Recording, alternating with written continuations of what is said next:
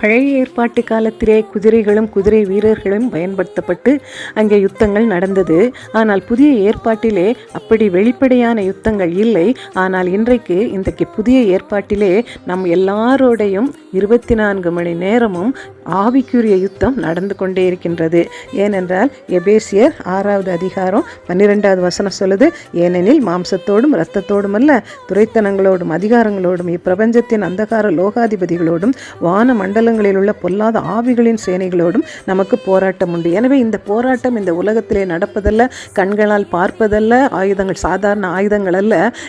இவை வேறு ஒரு மண்டலத்தில், அதாவது ஆவிக்குரிய மண்டலத்திலே நடக்கிற ஒரு பயங்கரமான ஒரு போராட்டம். எனவே இந்த ஆவிக்குரிய போராட்டத்திலே நாம் வெற்றி பெற வேண்டுமானால் அங்கே நாம் பார்க்கின்றோம், சகரியா 4:6 சொல்வது போல, பலத்தினாலும் அல்ல பராக்கிரமத்தினாலும் அல்ல, என்னுடைய ஆவியினாலேயே ஆகும். எனவே தான் இந்த ஆவிக்குரிய யுத்தத்திலே யுத்த குதிரைகளாக நாம் ஆவிக்குரிய போராயுதங்களை அணிந்து கொள்ள வேண்டியவர்களாக இருக்கின்றோம்.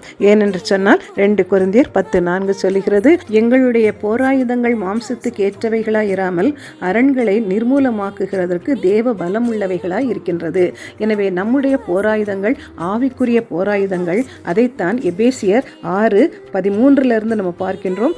ஆகையால் தீங்கு நாளிலே அவைகளை நீங்கள் எதிர்க்கவும் சகலத்தையும் செய்து முடித்தவர்களை நிற்கவும் திராணி உள்ளவர்களாகும்படி தேவனுடைய சர்வாயுத வர்க்கத்தையும் எடுத்துக்கொள்ளுங்கள். சத்தியம் என்னும் கச்சையை உங்கள் அறையில் கட்டினவர்களாயும் நீதி என்னும் மார்க்கவசத்தை தரித்தவர்களாயும் சமாதானத்தின் சுவிசேஷத்திற்குரிய ஆயத்தம் என்னும் பாதரட்சியை கால்களிலே தொடுத்தவர்களாயும் பொல்லாங்கனையும் அக்னியாஸ்திரங்களெல்லாம் அவித்து போடத்தக்கதா எல்லாவற்றுக்கும் மேலாக விசுவாசம் என்னும் கேடகத்தை பிடித்து கொண்டவர்களாயும் நில்லுங்கள். இரட்சணியம் என்னும் தலைச்சீராவையும் தேவ வசனமாகிய ஆவியின் பட்டயத்தையும் எடுத்துக்கொள்ளுங்கள் என்று பார்க்கின்றோம். தாசின் தந்திரங்களை எதிர்த்து போராட வேண்டிய யுத்த குதிரைகளாகிய நாம் இந்த ஆவிக்குரிய ஆயுதங்களை தரித்து கொண்டவர்களாய் இருக்க வேண்டும்.